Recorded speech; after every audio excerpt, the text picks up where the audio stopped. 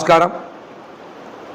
బ్రాహ్మణులకి Arya వైశ్యులకి TDP, BJP, Janasena చేసిన సామాజిక అన్యాయాన్ని బ్రాహ్మణులు, ఆర్య వైశ్య సామాజిక వర్గం వారు గుర్తించాలని సందర్భంగా విజ్ఞప్తి చేస్తా ఉన్నా. కూటమి కుట్రపూరితంగా బ్రాహ్మణ, ఆర్య వైశ్య సామాజిక వర్గానికి చేసిన అన్యాయాన్ని ఆంధ్రప్రదేశ్లో ప్రతి ఒక్కరూ కూడా గమనించాలి. ఎందుకని మాట చెప్తా ఉన్నామంటే, భారతీయ జనతా పార్టీకి సాంప్రదాయబద్ధమైనటువంటి ఓటింగ్ అని చెప్పుకుంటూ ఉంటారు బ్రాహ్మణులు కానీ, ఆర్య వైశ్యులను కానీ.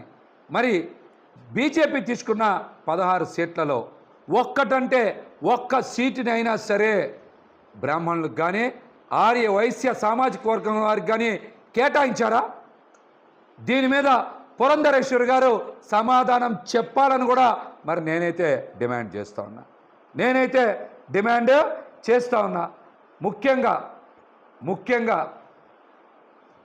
మనం ఈ రోజున చూస్తే భారతీయ జనతా పార్టీకి అత్యంత అనుకూలమైనటువంటి వ్యక్తి, హిందూ ధర్మాన్ని కాపాడేటువంటి ఆధ్యాత్మిక గురువుల్లో ఒకరైనటువంటి శ్రీ పరిపూర్ణానంద స్వామీజీ గారు, అదేవిధంగా వైశ్య సామాజిక వర్గానికి చెందినటువంటి స్వామీజీ శివస్వామి గారికి భారతీయ జనతా పార్టీ ఎందుకు సీట్లు కేటాయించలేదో సమాధానం చెప్పాలి. మీరు తీసుకోవాలి ఈ రెండు అంశాలని కూడా. బ్రాహ్మణ సామాజిక వర్గానికి చెందినటువంటి వ్యక్తి, హిందూ ధర్మాన్ని కాపాడేటువంటి వ్యక్తి పరిపూర్ణానంద సరస్వతి స్వామీజీ గారికి ఎందుకు ఇవ్వాలా? ఆర్య వైశ్య సామాజిక వర్గానికి చెందినటువంటి శివస్వామి గారికి కూడా టికెట్ అడిగారు, పోటీ చేస్తానని గుంటూరు నుంచి. వారికి కూడా సీటు ఎందుకు ఇవ్వలేదో భారతీయ జనతా పార్టీ సమాధానం చెప్పాలని కూడా ఈ సందర్భంగా నేనైతే కోరుతా ఉన్నా.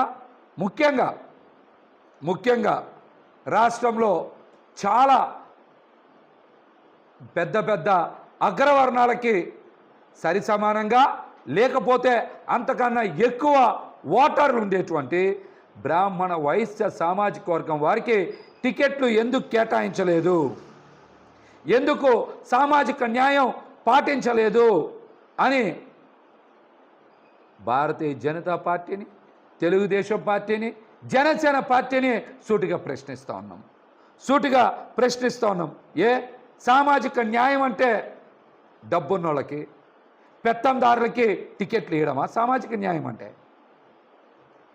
న్యాయం అంటే పెత్తందారులకి, పెట్టుబడిదారులకి టికెట్లు ఇవ్వడమా? ఈ అంశాల మీద కూటమి నాయకులు సమాధానం చెప్పాలి అని డిమాండ్ చేస్తూ 2019 నుంచి 2024 వరకు జగన్మోహన్ రెడ్డి గారు అనేక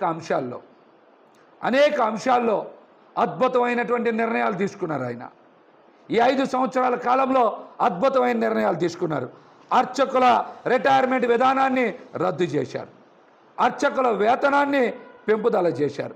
జగనన్న కాలనీల్లో, సెంటు భూమి ఇళ్ల పట్టాల్లో అర్చకులకి పెద్ద ఎత్తున భాగస్వామ్యం కల్పించారు. రాష్ట్రంలో 5046 ఆలయాలకి నిత్య ధూప దీప నైవేద్యాలకి నిధులు కేటాయించారు. చంద్రబాబు గారి హయాంలో కూల్చేసినటువంటి అనేక ఆలయాల్ని పునర్నిర్మించారు. విజయవాడే అందుకు సాక్ష్యం. అదేవిధంగా అమ్మవారి గుళ్ళో ఆలయ అభివృద్ధి కోసం 100 కోట్ల రూపాయల నిధులు కేటాయించారు. నిర్మాణ పనులు పూర్తి చేస్తూ ఉన్నారు. అదేవిధంగా శ్రీశైలంలోనిటువంటి మల్లికార్జున స్వామి ఆలయానికి 175 కోట్ల రూపాయల నిధులు కేటాయించి అభివృద్ధి పనులు చేశారు.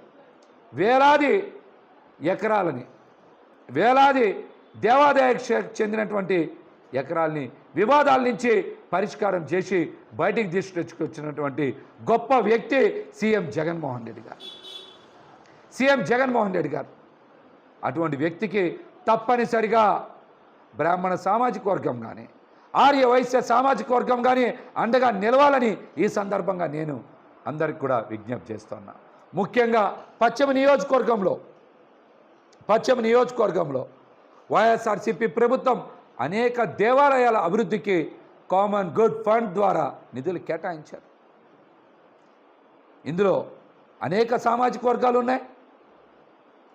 ఆర్యవైశ్య సామాజిక వర్గానికి చెందిన దేవాలయాలు ఉన్నాయి, యాదవ్ సామాజిక వర్గానికి చెందిన వారి ఉన్నాయి, నగరాల సామాజిక వర్గం వారికి చెందినవి ఉన్నాయి, అనేక సామాజిక వర్గాలకు చెందినవి ఉన్నాయి.